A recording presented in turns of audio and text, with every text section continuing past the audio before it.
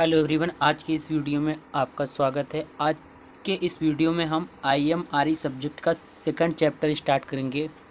आपको पता होगा पहला चैप्टर हमने एक ही वीडियो में इसके सारे टॉपिक को कंप्लीट कर दिया था।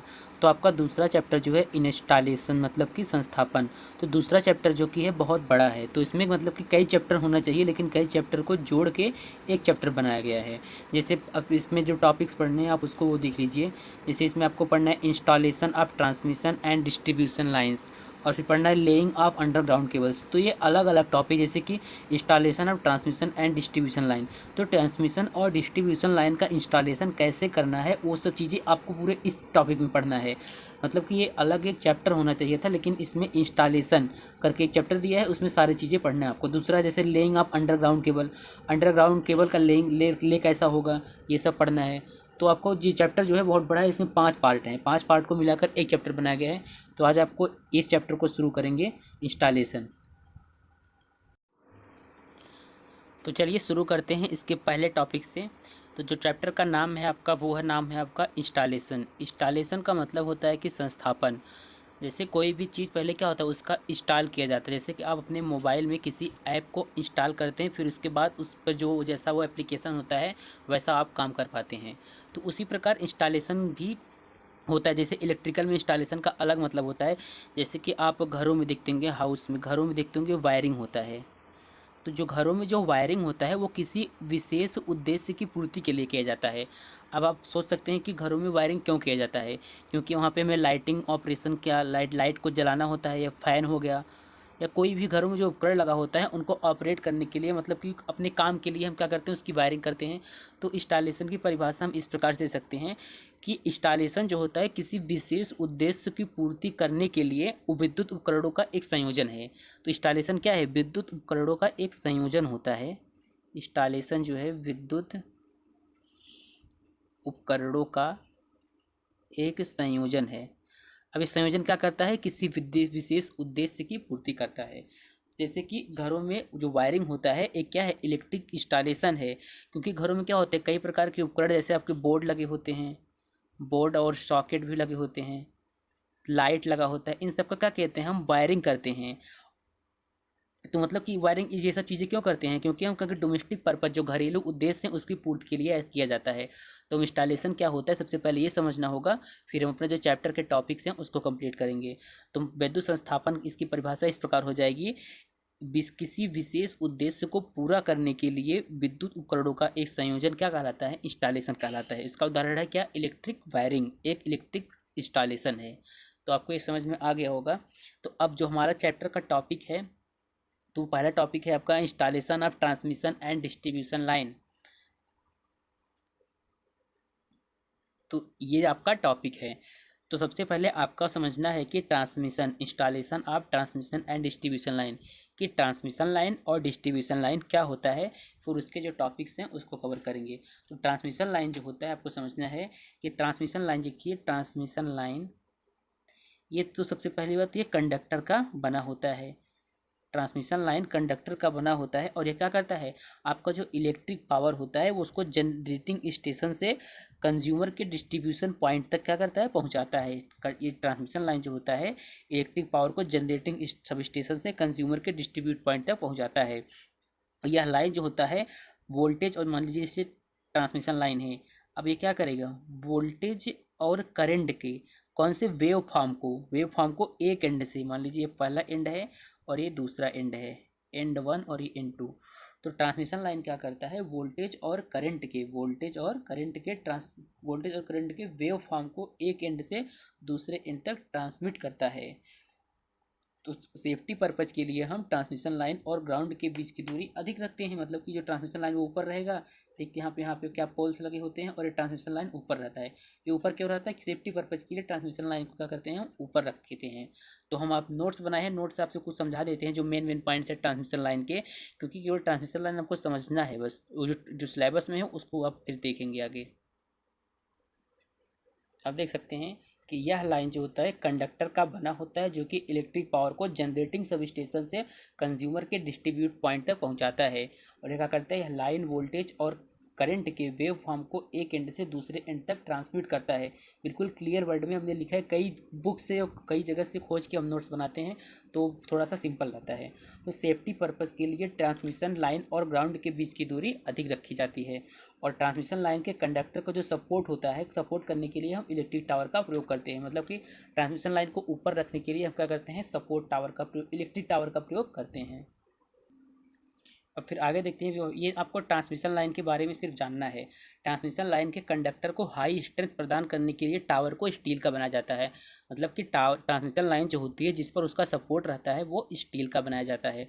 संचरण लाइन मतलब कि ट्रांसमिशन लाइन को, ट्रांसमिशन नेटवर्क को ट्रांसमिशन ग्रिड भी कहा जाता है। अब सपोर्ट क्या होता है, तो सपोर्ट जो होता है ट्रांसमिशन या डिस्ट्रीब्यूशन में लाइन चालक को, जो ट्रांसमिशन लाइन होती है उसको भूमि से ऊपर क्षैतिज रखने की जो डिवाइस यूज़ किया जाता है उसको क्या करते हैं, सपोर्ट मतलब कि आलम्ब भी इसे बोलते हैं। और लाइन चालक मतलब क्या होता है, लाइन कंडक्टर। तो इलेक्ट्रिक पावर को सेंडिंग एंड से रिसीविंग एंड तक ले जाने के लिए जिस युक्ति का प्रयोग होता है उसे लाइन चालक कहते हैं। बिल्कुल सिंपल वर्ड में है, लाइन चालक क्या है, मतलब कि जो हम तार प्रयोग करते हैं ट्रांसमिशन के लिए उसी को क्या बोलते हैं, लाइन चालक भी बोलते हैं। अब समझ लेते हैं कि डिस्ट्रीब्यूशन लाइन क्या होता है, उसके बाद हम अपने टॉपिक्स पे आएंगे जो सिलेबस में दिया गया है। तो डिस्ट्रीब्यूशन लाइन क्या होता है, इलेक्ट्रिक पावर को सब स्टेशन से कंज्यूमर के डिमांड पॉइंट तक, मतलब कि जहाँ से हम बिजली को क्या करते हैं, यूटिलाइज़ करते हैं, वहाँ तक पहुँचाना क्या कहता है, डिस्ट्रीब्यूशन लाइन का काम होता है। यह इलेक्ट्रिकल एनर्जी को डिस्ट्रीब्यूट करता है। ट्रांसमिशन सिस्टम के अंतिम छोर पर, मतलब लास्ट छोर पर एक स्टेप डाउन ट्रांसफार्मर लगाते हैं और उसकी सहायता से हम वोल्टेज को 11 kV पर प्राप्त करते हैं और फिर क्या करते हैं, 11 kV से 220 वोल्ट पर प्राप्त करके हम उसको यूटिलाइज़ करते हैं। तो अब हमको पढ़ना है अपना सिलेबस जो कि सिलेबस में दिया गया है। तो पहला सिलेबस अब बात करते हैं। तो सिलेबस के अनुसार आपका पहला टॉपिक है इरेक्शन ऑफ स्टील टावर, मतलब कि स्टील टावर को खड़ा करना, मतलब कि स्टील टावर को कैसे खड़ा किया जाता है। तो स्टील टावर क्या है, तो जो आपका ट्रांसमिशन लाइन था, जो ये ट्रांसमिशन लाइन होता है, इसको खड़ा करने के लिए जो हम स्टील का टावर प्रयोग करते हैं, ये टावर जो होता है आप देखे होंगे टावर ऐसे रहता है, वो टावर को कैसे खड़ा करता है, वो टावर किस मटेरियल का बना होता है, ये सब चीज़ें पढ़ना है। और इरेक्शन ऑफ स्टील टावर मतलब स्टील टावर को खड़ा करने की कितनी विधियाँ होती, कैसे खड़ा किया जाता है, ये सब आपको पढ़ना है। तो स्टील टावर को खड़ा कैसे किया जाता है, इसके लिए फिर हम नोट्स देखते हैं, कैसे नोट्स में अपने बताए हैं। तो देखिए, ट्रांसमिशन तथा डिस्ट्रीब्यूशन के लिए लाइन चालक का प्रयोग किया जाता है। मतलब कि आप समझ सकते हैं कि ट्रांसमिशन और डिस्ट्रीब्यूशन के दोनों के ही हम लिए कंडक्टर का ही प्रयोग करते हैं। अब इन लाइन चालक ओवरहेड पावर लाइन के सपोर्ट के लिए, ऊपर से जाती है ट्रांसमिशन लाइन, ऊपर से जाता है तो उसके लिए हम सपोर्ट का प्रयोग करते हैं। तो सपोर्ट के लिए स्टील से बनी एक स्ट्रक्चर का प्रयोग किया जाता है जिसे क्या कहते हैं, हम स्टील स्ट्रक्चर कहते हैं। इसी को स्टील स्ट्रक्चर कहते हैं। और इसको खड़ा करने की कौन कौन सी विधि है इसको पढ़ना है। तो इसे ट्रांसमिशन टावर, पावर टावर या स्टील टावर भी कहा जाता है। यह टावर जो होता है हैवी ट्रांसमिशन कंडक्टर को कैरी करता है, मतलब उसको क्या करता है, कैरी करता है, मतलब उसको सपोर्ट प्रदान करता है जो टावर होता है। और यह ज़मीन से सुरक्षित ऊंचाई तक होता है। सेफ्टी पर्पज़ के लिए उसको हम ज़मीन से कुछ ऊंचाई तक रखते हैं। अब सपोर्ट की बात करें तो सपोर्ट जो होता है, मतलब सपोर्ट देने के लिए हम पोल का भी प्रयोग करते हैं, टावर का भी प्रयोग करते हैं। तो मतलब जो हैवी ट्रांसमिशन कंडक्टर होता है, मतलब कि जो ज़्यादा जो हैवी होता है उसके लिए क्या करते हैं, हम टावर का प्रयोग करते हैं। और जो नॉर्मल आपका ट्रांसमिशन लाइन होता है उसके लिए हम पोल का प्रयोग करते हैं। जैसे गाँव में आप देखोगे पोल का प्रयोग होता है, लेकिन जो हाईवे के बगल या कहीं और देखोगे जो टावर प्रयोग होता है वो हैवी ट्रांसमिशन कंडक्टर को कैरी करने के लिए हम टावर का प्रयोग करते हैं। और बाकी नॉर्मल जो ट्रांसमिशन लाइन होता है उसके लिए हम पोल का प्रयोग करते हैं। वो पोल का प्रयोग क्या होता है, इस वो सीमेंट का भी सीमेंट स्ट्रक्चर से बनता सकता है, और क्या होता है लकड़ी का भी पोल हो सकता है। जैसे मतलब कि उपयोग होता है जैसे आवश्यकता होती है उसी अनुसार उसका प्रयोग करते हैं। अब आगे देखते हैं कि 66 kV तथा उससे उच्च वोल्टता व 200 मीटर या उससे अधिक विद्युत लाइन के लिए हम लाइन आधार के रूप में इस्पात टावर का प्रयोग करते हैं। इस्पात को ही इंग्लिश में स्टील बोलते हैं। तो मतलब 66 kV अगर उससे 200 मीटर अधिक या उससे अधिक विद्युत लाइन है तो इसके लिए हम स्टील टावर का प्रयोग करते हैं। और ट्रांसमिशन टावर जो होता है ओवरहेड पावर लाइन को हाई वोल्टेज कंडक्टर को सपोर्ट प्रदान करता है। मतलब वही बात है कि ट्रांसमिशन लाइन जो उसको सपोर्ट प्रदान करता है जो आपका वो टावर होता है। तो स्टील टावर है इलेक्ट्रिक टावर, गैल्वेनाइज स्टील का बना होता है। जो आपका टावर होता है वो किस मटेरियल का बना होता है, वो इलेक्ट्रिक टावर होता है या फिर गैल्वेनाइज स्टील मटेरियल का बना होता है। अब आगे देखते हैं, जहाँ पर समझाने की ज़रूरत होगी वहाँ हम कॉपी लेकर समझा देंगे, लेकिन जो इजी वर्ड है आप उसको ऐसे भी समझ सकते हैं क्योंकि नोट्स में बहुत ही सिंपल वर्ड में लिखे हैं। तो आप समझ लेते हैं कि why are transmission tower so high, मतलब कि जो आपके ट्रांसमिशन टावर होते हैं इतने ऊंचे ऊंचे क्यों बनाए जाते हैं, इसका क्या रीज़न है। तो जो पावर लाइन जो आपका होता है वो हाई वोल्टेज का होता है। अब वो हाई वोल्टेज का है तो उससे खतरा हो सकता है, तो इसलिए उन लाइन और ऑब्जेक्ट के बीच में स्पेस की आवश्यकता होती है। कहने का मतलब है कि जो आपके टावर है, आप देखते हैं ना, मतलब 3 फेस का, कि ये 3 तार जाता है, तब ये हाई वोल्टेज का है ना, तो हाई वोल्टेज का इनको पास पास नहीं रह सकते कि ये कितना दूर, तो उनके बीच स्पेस की आवश्यकता होती है। इसलिए भी उसको क्या करते हैं, ट्रांसमिशन लाइन को ऊपर लगाते हैं और क्या करते हैं कि जिससे लोगों, वाहनों और उपकरणों को स्वतंत्र रूप से जाने की अनुमति मिलती है। कहने का मतलब है कि ट्रांसमिशन टावर को ऊंचा इसलिए रखा जाता है क्योंकि वो क्या होते हैं, हाई वोल्टेज के होते हैं। अगर नीचे रखेंगे तो उसके नीचे से आने जाने वाले जो व्यक्ति हैं, जो लोग हैं, उनको खतरा हो सकता है। इसीलिए क्या करते हैं, ट्रांसमिशन टावर को ऊपर रखते हैं। और ट्रांसमिशन टावर आमतौर पर 55 फीट से 150 फीट क्या होते हैं, ऊंचे होते हैं।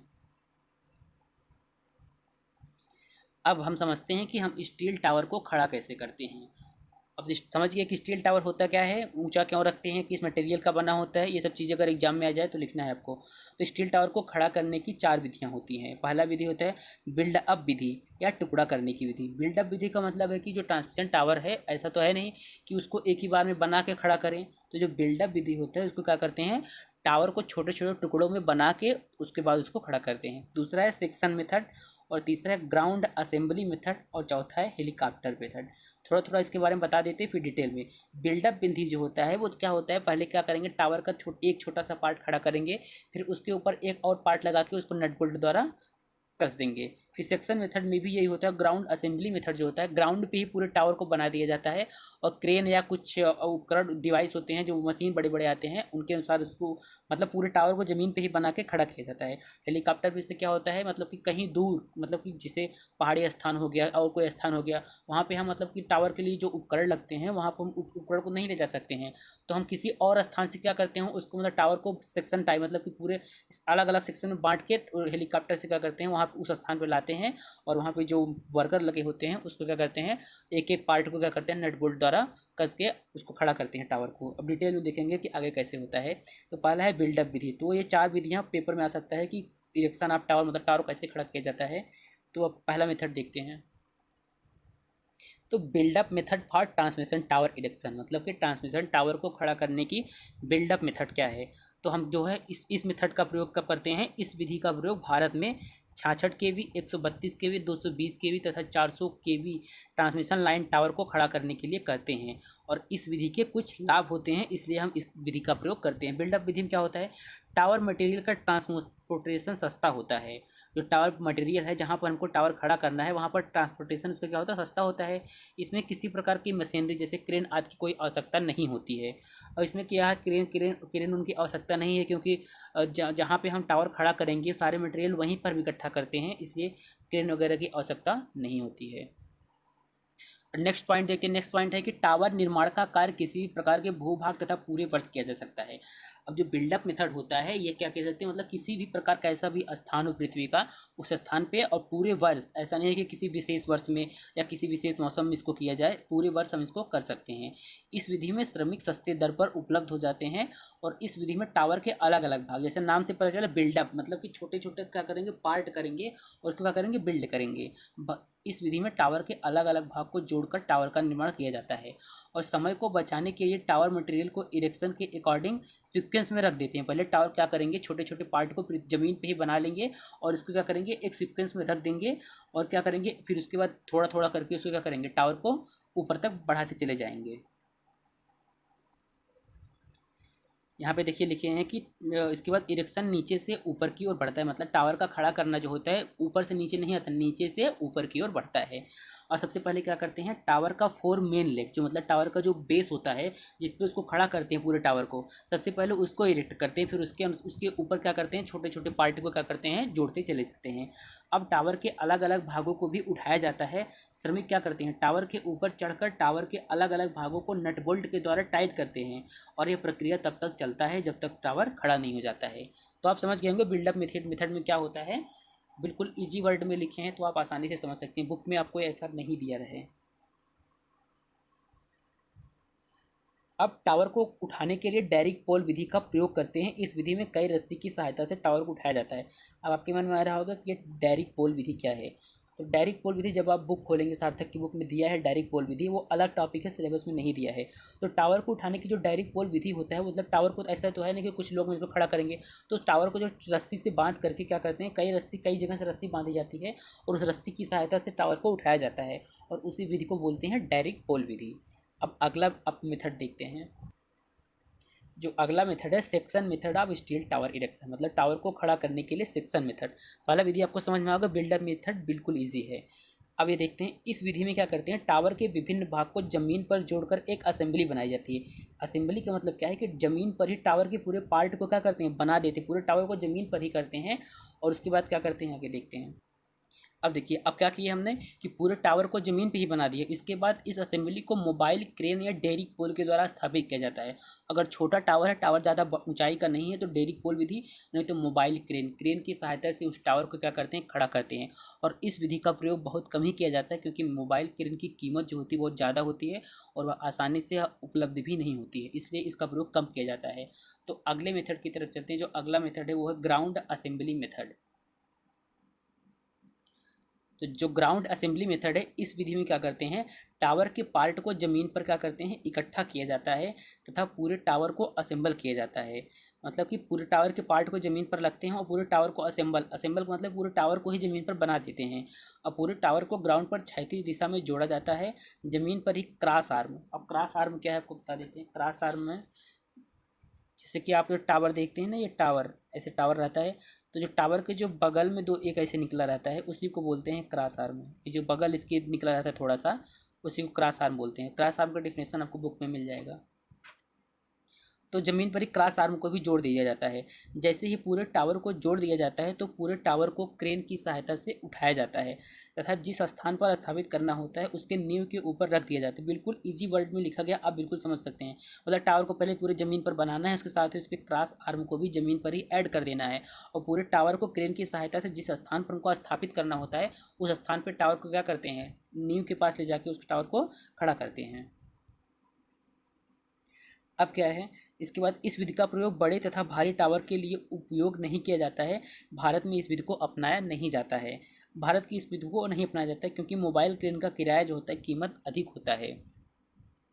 कहने का मतलब है कि इस टावर का प्रयोग जो होता है, इस विधि का प्रयोग बड़े भारी टावर के लिए नहीं किया जाता है। और क्योंकि जो मोबाइल क्रेन की ज़रूरत पड़ती है पूरे टावर को उठाने के लिए, तो मोबाइल क्रेन की कीमत अधिक होती है, इसलिए इस विधि का प्रयोग नहीं किया जाता है। अगला मेथड देखते हैं कौन सा है। तो देखिए हेलीकॉप्टर मेथड है। कुछ नहीं है, हेलीकॉप्टर मेथड में आपको सिर्फ ये समझना है कि इस विधि का प्रयोग वहाँ किया जाता है जहाँ पर हम क्या करते हैं, टावर के जहाँ पर ऐसा स्थान होता है वहाँ पर हम टावर के सामान को ट्रांसपोर्ट नहीं कर सकते हैं। तो इसलिए क्या करते हैं, किसी दूसरे स्थान पर टावर के पार्ट्स को बनाया जाता है, टावर के पार्ट को इकट्ठा किया जाता है, उनको क्या करते हैं, बिल्डअप, मतलब कि छोटे छोटे पार्ट को ऐड करके हेलीकॉप्टर की सहायता से उसको क्या करते हैं, जिस स्थान पर स्थापित करना होता है वहाँ पर उसको ले जाते हैं। तो वही लिखा गया है।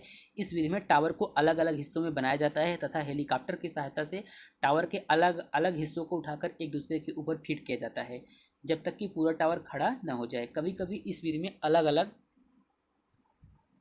हिस्सों को जोड़कर पूरा टावर बनाया जाता है तथा हेलीकॉप्टर की सहायता से पूरे टावर को उठाकर टावर की नींव पर रखकर टावर को खड़ा किया जाता है। तो ये आपका पहला टॉपिक जो होता है ख़त्म होता है। आप समझिए 4 विधियाँ हैं। पहला बिल्डअप विधि होता है, पहला होता है बिल्डअप विधि, दूसरा होता है सेक्शन, और तीसरा होता है ग्राउंड असेंबली, और चौथा होता है हेलीकॉप्टर।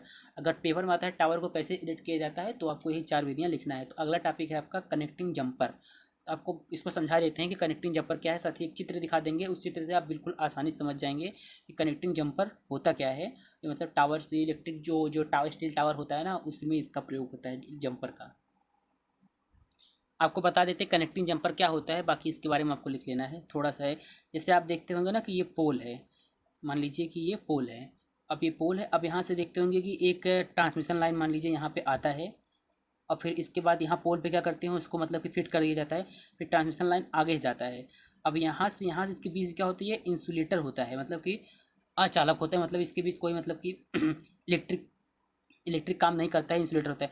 अब जंपर क्या करता है, यहाँ से एक जहाँ जंपर जो होता है ऐसे देखे होंगे आप, यहाँ से लगाते हैं और यहाँ पे इसको ऐसे ले जाते हैं। बड़े बड़े टावर जो होते हैं आप वहाँ पे इसको देख सकते हैं, इसी प्रकार से होते हैं। कंडक्टर ही होता है, मतलब कहने का मतलब जंपर जो होता है ये मतलब कि कंडक्टर को जोड़ने का काम करता है। मतलब कंडक्टर देखिए यहाँ से यहाँ का ट्रांसमिशन लाइन आ रही है, यहाँ तक आई, यहाँ पे इसको फिट किया गया, फिर आगे भी ले जाना है। तो आगे यहाँ तक तो सप्लाई की, यहाँ पे इंसुलेटर तो आगे तो जाएगा नहीं। तो जंपर जो है यहाँ पे इसको क्या करेगा, यहाँ से इस मतलब इसकी जो ट्रांसमिशन लाइन है इसको मतलब कनेक्ट करेगा, जो आगे जो ले जाना है आपको वहाँ से ये कनेक्ट करेगा। तो आप इसको हम चित्र दिखा देंगे या फिर एक PDF दे देंगे हिंदी में लिख के, आप समझ जाइएगा क्या है जंपर। तो जंपर बिल्कुल इजी वर्ड में हम देखिए लिखे हैं, आप समझ सकते हैं। देखिए यह एक छोटी लंबाई का चालक तार होता है। मैंने बताया ना कि जैसे यहाँ पे एक ट्रांसमिशन लाइन आ रहा है और इधर आगे भी ले जाना है और बीच में आपका पोल है। तो यहाँ पोल तो ये इंसुलेटर होता है यहाँ पे, तो यहाँ पे एक ऐसे क्या लगाएंगे, छोटा तार लगा देंगे, इसी को क्या बोलते हैं, जंपर बोलते हैं। तो यह एक छोटी लंबाई का चालक तार होता है जो दो चालक तार को आपस में जोड़ता है, मतलब एक इधर जा रहा है एक इधर से, दोनों क्या करे कनेक्ट करेगा। तो एक जंपर उसी पदार्थ का बना तथा उसी धारा की क्षमता का बना होता है जितना लाइन चालक का होता है। कहने का मतलब कि जो आपकी लाइन आ रही है इधर से, ट्रांसमिशन लाइन जो है आपकी आ रही है, जो जिस मटेरियल का वो बना होगा, वो आपका जो वायर होगा, जो छोटा सा वायर है वो भी उसी मटेरियल का बना होगा, उसी क्षमता का बना होगा। तो हम कह सकते हैं, जो इंग्लिश में लिखी है इसको समझा देते हैं। जंपर का मतलब होता है कि जंपर मतलब कि एक स्विच की तरह काम करता है। जैसे कि मान लीजिए, समझा देते हैं यहाँ पे आपको। जैसे कि मान लीजिए आपका पोल है और इधर से मान लीजिए आपका ये ट्रांसमिशन लाइन आ रहा है, इसको आगे भी ले जाना है। अब मान लीजिए यहाँ से और यहाँ पे क्या लगा है, एक जंपर। हमने कहा कि जंपर एक स्विच की तरह भी काम करता है, मतलब कि ऑन ऑफ भी कर सकते हैं इसको। तो कैसे कर सकते हैं इसको समझिए, ये समझ गए आप यहाँ पे। फिर यहाँ पे देखिए, यहाँ पे जंपर है, मान लीजिए ये जंपर लगा है, जंपर देख रहे हैं ना, एक छोटा सा वायर है और ये उसी मटेरियल का बना होता है जिस मटेरियल का आपका ट्रांसमिशन लाइन बना होता है। अब ये स्विच की तरह कैसे काम करता है, जैसे मान लीजिए यहाँ मान लीजिए कोई फॉल्ट हो गया, यहाँ मान लीजिए कोई फॉल्ट हो गया और इसको सही करना है। तो मान लीजिए सही करना है तो यहाँ पे क्या करेंगे, जंपर क्या करेंगे, डिसकनेक्ट कर देंगे यहाँ से, मतलब ऑफ कर देंगे, मतलब यहाँ से अगर कट कर दें इसको, तो जो यहाँ पे लाइन आ रहा है यहाँ पर तो नहीं पहुँचेगा। तो यहाँ पे हम क्या करेंगे, जो फॉल्ट हुआ रहेगा उसको आसानी से मेंटेनेंस का काम कर सकते हैं और फिर मेंटेनेंस काम होने पर जो जंपर है उसको फिर से कनेक्ट कर सकते हैं। तो हम कह सकते हैं कि जंपर जो होता है एक स्विच की तरह भी काम करता है। फिर देखिए इसका इंग्लिश में डेफिनेशन क्या है, a jumper is a short length of conductor use to close open और bypass part of electric circuit. कहने का वही मतलब है कि जंपर जो होता है मतलब कि एक शॉर्ट लेंथ का कंडक्टर होता है जो कि क्या करता है, जो कि ट्रांसमिशन लाइन जो होता है उसको क्या करता है, ऑन या ऑफ करता है, मतलब स्विच करता है। तो इमेज इसका देख सकते हैं हम बनाए, ये देखिए कनेक्टिंग जंपर का है। और अगला पॉइंट है आपका टी ऑफ पॉइंट, ये आपको हम अगले लेक्चर में बताएंगे। तो फ्रेंड्स आज का वीडियो यहीं पर एंड होता है। आपको अगर कोई भी टॉपिक ना समझ में आए, अगर यहीं पे गलती हो तो कोई मतलब जैसे हेडिंग वगैरह लिखते हैं या कोई भी चीज़ लिखते हैं तो थोड़ा सा गलती अगर हो गया हो तो आप मुझे पर्सनल मैसेज करके बता दें, तो उसको हम ठीक करने की कोशिश करेंगे। बाकी कई जगह से कई बुक से लिखते हैं तो थोड़ा सा मिस्टेक हो सकता है। और अगला टॉपिक जो है अगले वीडियो में लेके आएंगे, कोशिश करेंगे फिलहाल अगले वीडियो में ज़्यादा से ज़्यादा टॉपिक कवर करें ताकि ये चैप्टर जल्दी से जल्दी ख़त्म हो सके। वैसे IMRE सब्जेक्ट मेरा ख़त्म हो गया है, लेकिन अब नोट्स बनाना और फिर वीडियो बनाना थोड़ा मुश्किल है, तो धीरे धीरे आपको इसको बताएंगे और ज़रूर ये सब्जेक्ट ख़त्म करेंगे बहुत जल्दी।